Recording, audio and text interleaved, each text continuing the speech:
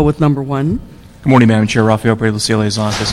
Item number 1 is a DWP report requesting approval of an agreement with Southern California Gas Company for natural gas storage. We have staff from DWP. Okay, great. Come forward. We should, Staff from DWP. Don't come all at once. So I guess they left you out there hanging. Sure. Good morning. Are you from DWP? Yes, my name is Bob Petnato. I'm the natural gas manager. Okay. Go ahead. This is a contract that we renew every year. It's with the Southern California Gas Company, and it's for use of their storage. It's a bundled product. It includes injection rights and withdrawal rights. And what we do with storage is we inject gas and withdraw gas periodically through the year to avoid imbalance penalties, and we do some price hedging. So it aids us in our operations. We've been doing this for maybe 5 or 6 or 7 years. So it's a contract that's been approved by the Public Utilities Commission of California. It's just a small thing. It's actually an amendment to their master services contract. It's just one of the many services that they provide their non-core customers. These are customers who can transport their own gas, and we're one of their biggest customers, and we transport our own gas, and we use this storage appropriately. So it's a one-year contract. We've been doing it for several years, and we find it very useful. Okay. CAO? Yes, what's important to, Olivia Seves-Val-Lunga from City Administrative Office.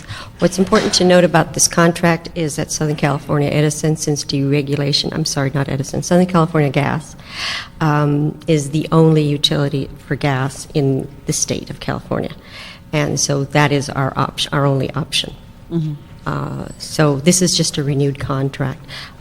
What we're working on with DWP is, since the process to get it through the board and through the council takes some amount of time, we are never able to use the complete contracted amount because this actually should have started in April. So is this about the delegating authority to the board so you can be more responsive and rapid? Rapidly, Okay. yes. So there'll be another report coming through trying to establish that, but this is just for the yearly contract. Okay. So you recommend approval on the action that we're taking today? Yes. Okay, great. Okay. Ms. Gruhl, do you have any questions? Nope. Okay. Joined by Mr. Alarcon. We're on our first item. Do you want a second to look at it? We're ready to vote on it. Item number 1. Do you want to look at it? Okay. Just take a second and have him take a look at it.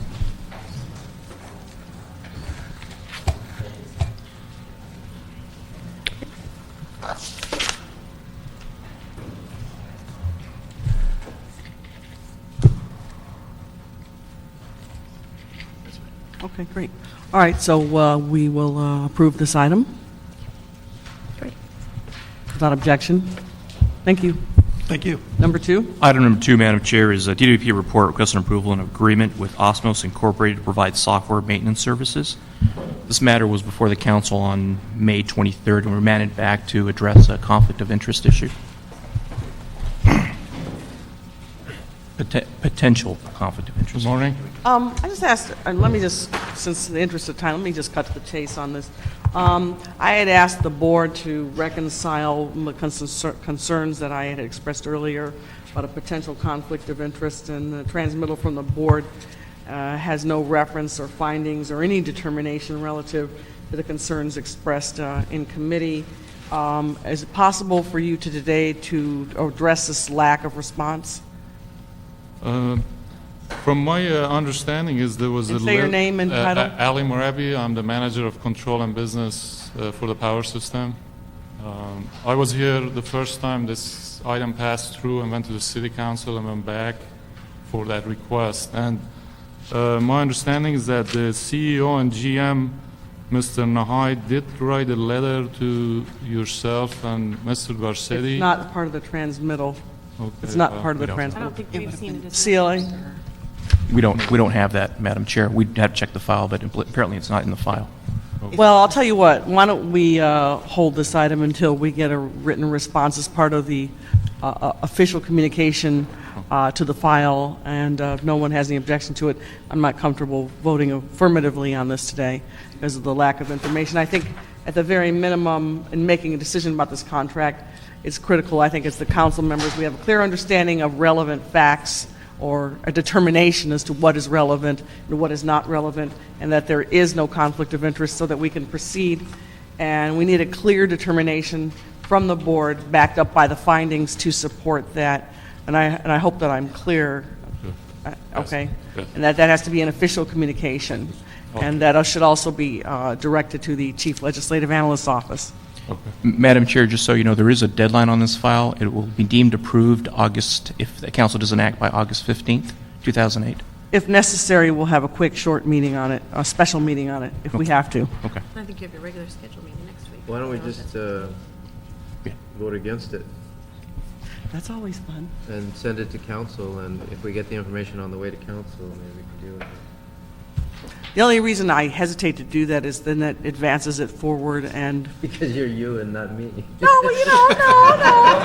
It's just that I want to be clear that they're not, I just don't want them to move forward until they give us the information, whereas we get to council, then that opens it up to a broader audience, and then there's just no telling, instead of providing us the information, then people may just lobby to circumnavigate around what we're asking for.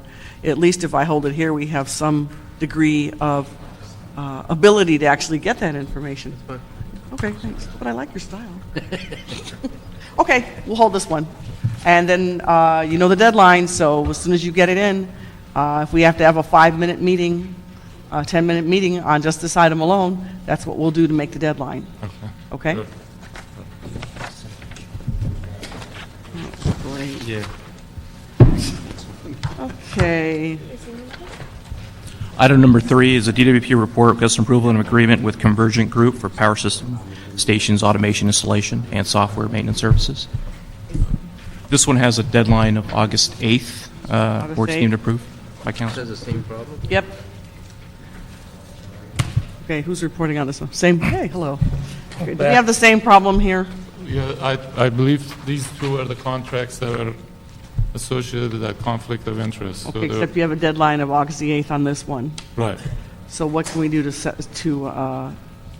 Is that same letter is sufficient if I, no, see, but the letter is not sufficient, they don't have it. no, I mean, I was going to see if we can transmit it as soon as possible, even today. I understand the letter. And the letter has to include official findings in it that were brought forth by the board, not just a letter written by David Nahai. It has to be vetted through your board. Yes, I was aware that these two items went through the board, and I don't want to assume anything, but it should be in there, but I'll go back and take the message back. And All right, there's a process that the city follows for vetting issues regarding the potential for conflict of interest. So it's not just a matter of writing a letter to people and sending it out. It has to be reviewed. You may have to consult with your general counsel. You might even have to review with the Ethics Commission to get a determination letter. Okay? So it's not just writing a letter and saying that everything's okay, because that's not enough. And it doesn't protect you either. So, Dan Snyder, LA City Attorney's Office. My understanding is this was considered in closed session, but you want an official record. Apparently, the transmittal from the clerk is not sufficient. they don't have, What's the point about closed session? My understanding is it was considered in closed session, and there was a determination that there was not a conflict, and the contracts were. well, that should be part of the official transmittal, and it's not. I understand. So Yeah. you want an official transmittal. That's correct. We want to make a public record. May I ask why it was in closed session? I don't know offhand. I'm sorry. My understanding it was in closed session. I wasn't there. I can't answer. I'm sorry. Okay. All right, so we're in the same position on number 3. Oh, okay. All right, so we're going to have to hold this one too, and then let's get this corrected very quickly.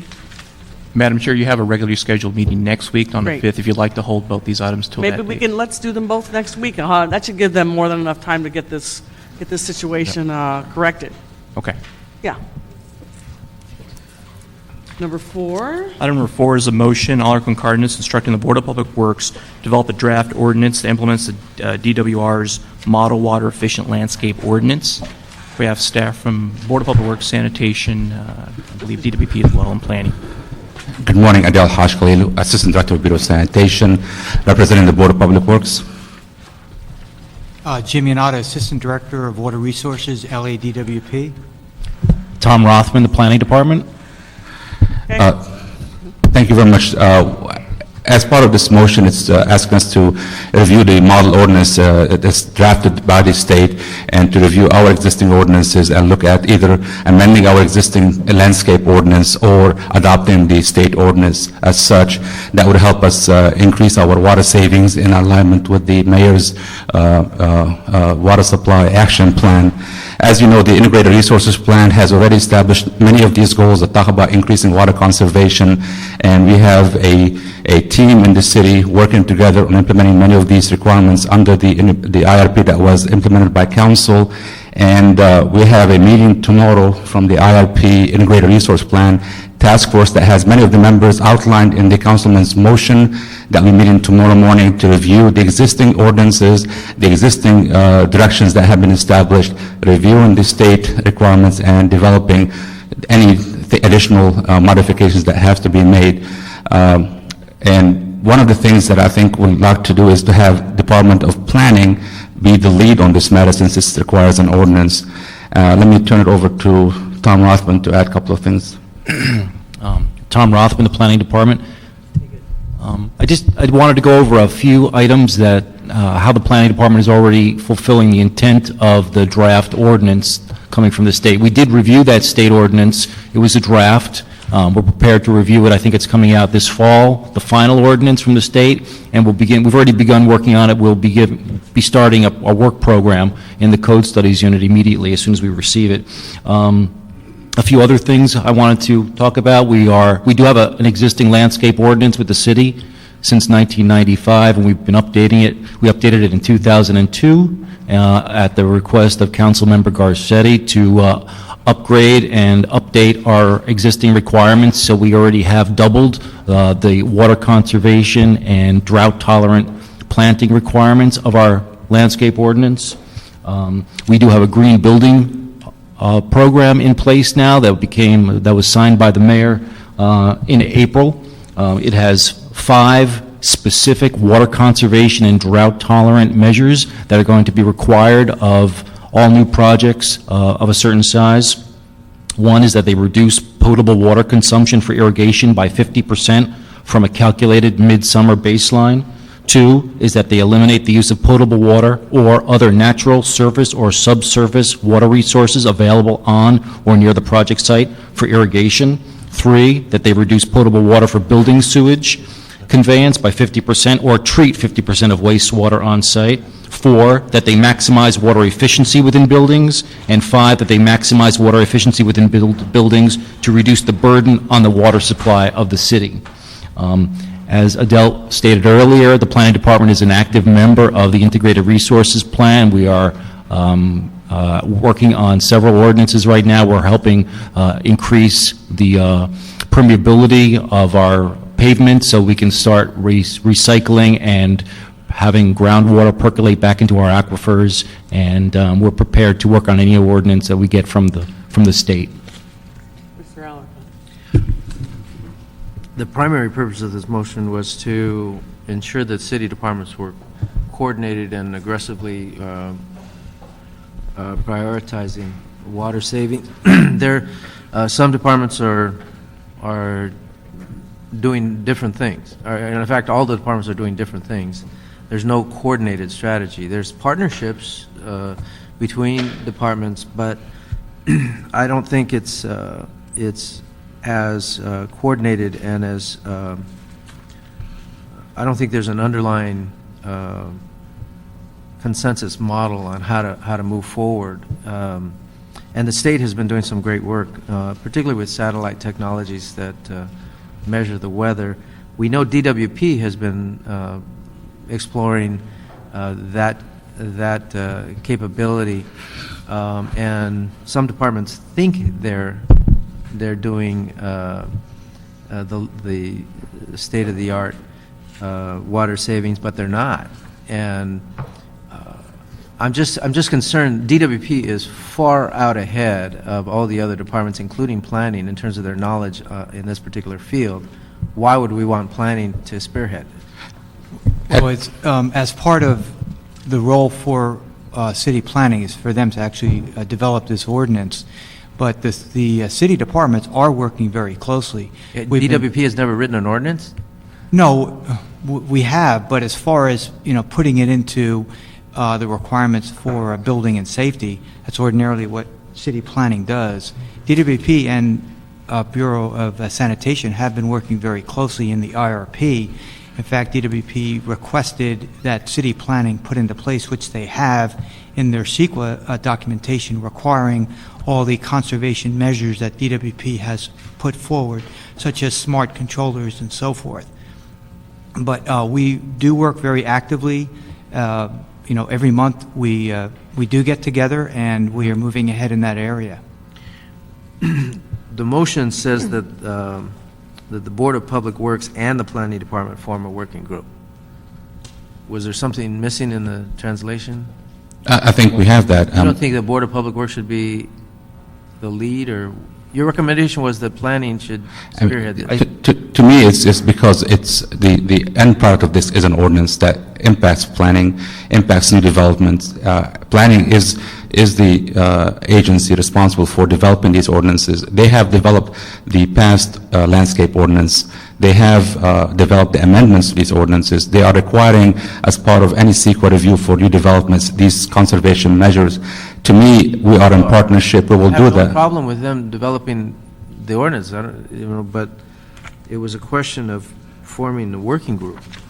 And the working group has been formed. We're meeting tomorrow morning, and the focus of tomorrow's meeting is the integrated resource plan effort that was adopted by council to work together. The intent was the integrated plan is to have people working together in coordination to implement policies that are across city departments and are coordinated, and that has been done. So tomorrow's meeting is, we're not going to reinvent the wheel and create another task force that's already, we have existing task force that already has all the representatives listed on your motion, and we're going to use tomorrow's implementation team meeting that's happening on a regular basis, which is monthly, to focus discussion on this matter that's before us here today.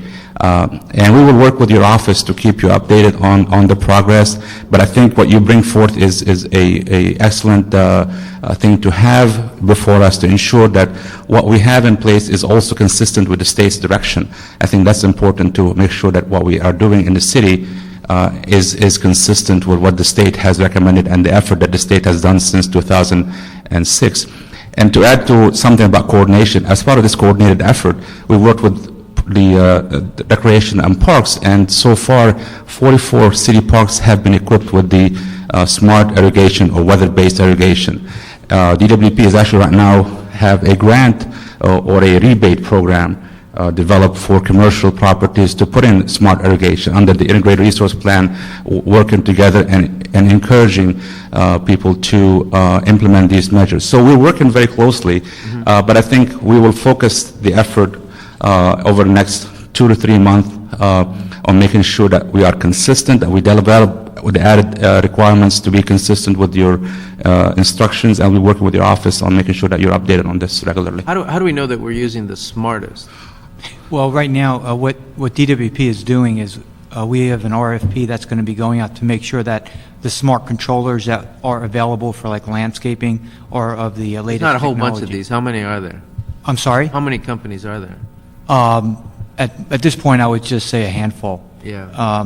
But that's something we are looking, forward ahead to getting the latest technology that addresses not only time of day, but addresses weather, that addresses moisture in the soil and so forth.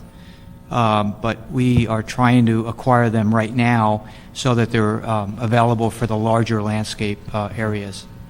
Yeah, and I just introduced this motion, first of all, to inform my colleagues about what is going on.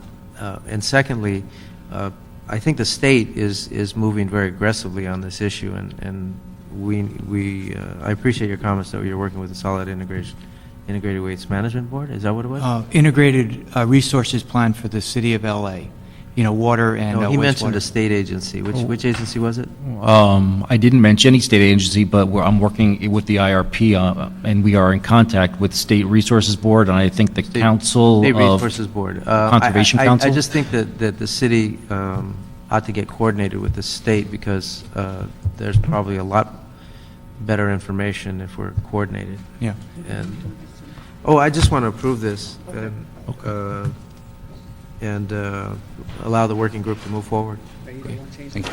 No, this is fine, this is fine. Actually, your recommendation is not inconsistent with the motion.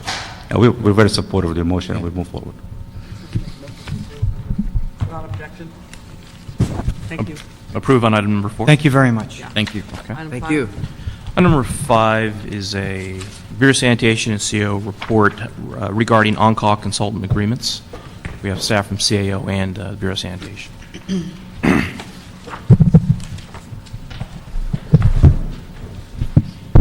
Good morning. My name is Debbie Pham from Bureau of Sanitation. Emilio Rodriguez, CO's office. Adele Hashkali, Bureau of Sanitation. Great. Just start off with an overview of our report. The on-call list allows the city to choose from firms that have special expertise in specific tasks under development that apply to the various programs for sanitation, including stormwater, sewer construction maintenance, and solid resources planning. Services will be utilized toward scientific and technical studies, best practice implementation, stormwater, water quality, and solid resources facilities planning, and operational support services, public outreach and education, some level of financial analysis, and various technical support services. Immediate utilization is expected toward TMDL and collection system settlement agreement compliance. 8 consultant teams will be on the rotating list pursuant to a 2006 request for qualifications. Utilization of services will be determined by urgency, turnaround time, duration, cost, and staffing availability. Bids from the rotating list will be solicited through a task order solicitation. Bureau of Sanitation Director will have authority to award task orders not exceeding $150,000. Task orders greater than that amount will be authorized by the Board of Public Works. In addition, the Board of Public Works will execute all contracts. The consultant services will have a cost ceiling of $30 million over the 5-year proposed contract term. For the first year of the contract, the majority of funding and work is expected to come from sewer construction and maintenance funds for about $6 million. Funding otherwise will vary depending on the program needs. Is that funding with respect to future years? I'm sorry? With respect to future years? You It's mentioned- also the current year too, because we only put the funding for the wastewater sewer funding. But if it is like stormwater or resources, our financial department financial division is going to identify the funding for different sources besides wastewater. And for we've the been current joined by year. Mr. Cardenas. Okay. Recommendations support approval of the on-call rotating list. We further recommend that Bureau of Sanitation prepare a semi-annual report to our office on its consultant usage relative to the rotating list through the term of the contract. Basis for doing so is to help determine nature and frequency of need for the on-call support services, particularly as it concerns expertise issues versus staffing availability. Finally, the actual list of consultants are included in the attachment to the CO report, and they're no particular order of ranking. Any questions, comments from committee members? You did the, city employees can't do this, so you did the, I can't remember what it is, the review you have. The Section 1022, correct. A lot of that had to do with expertise that's needed across the national level in reference to best practice implementation, such issues. Okay. Well, if there is no objection, we'll approve this item and move on to number 6. Thank you. Thanks. And I believe number 6 is closed session. Proceeding to closed session. Okay. Madam Chair, we would respectfully request the committee to go into executive session pursuant to Government Code 54956.8 to receive advice from their legal counsel. All right, so those who are not here for item number 6 or have no direct relationship with item number 6, feel free to depart.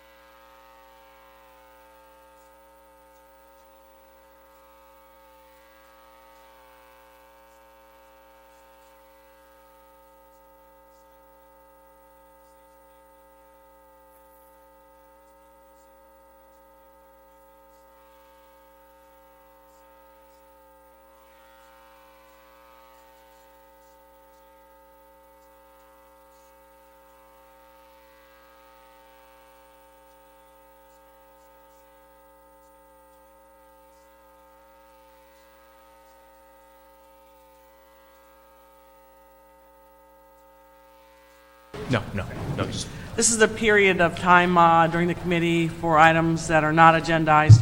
People are able to come up and comment. I understand that there is some information the department wants to share that's not on the agenda, so this is the time to do it.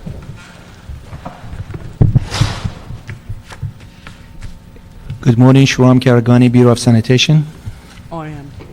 I just wanted to make a comment about your fashion choice this morning, Sharam. Thank you very much. You're a standout among your team. You know, I noticed you this moment when I walked in the room. You know, you're way out there. You're way out there today. And Thank you I very much. respect you. Thank you so much. All I could say, you have good taste. Thank you. I tried, I just couldn't get it right. There has been a recent court case, a Superior Court, that a number of cities, Arcadia and other cities, that what we call CPR, or Coalition for Practical Regulations, and the Building Industry Association, they sued the State Board and Regional Board regarding the stormwater permit and some of its provision, TMDL universe, numerical limits. The Superior Court on July 2nd, they came out with their writ of mandate decision. And as a result of that, the judge indicated that all activities and functions in support of stormwater activities in support of numerical limits, in particular TMDLs, they have to come to a halt until such time that the regional board and the state board, they review all the adopted TMDLs, and what we call everything that we have in the stormwater is in what we call basin plan, which is our general plan for the entire area. Until such time that the state board and regional board, they will look at the basin plan and make sure that every regulation that has been adopted thus far is satisfied Water Code Section 13,000 and 13,241. And in very summary, those two codes basically says when you do regulation, you have to consider economic impact, you have to consider that public input has been a part of the process, you have to include the need for developing housing within the region, a number of other issues that are technical. For instance, they can no longer use beneficial uses of water as a result of regulating numerical limits. Now, the reason that we are here before you, because it has two impacts. As far as the TMDS is concerned, it is our belief that these issues would be resolved through the court system.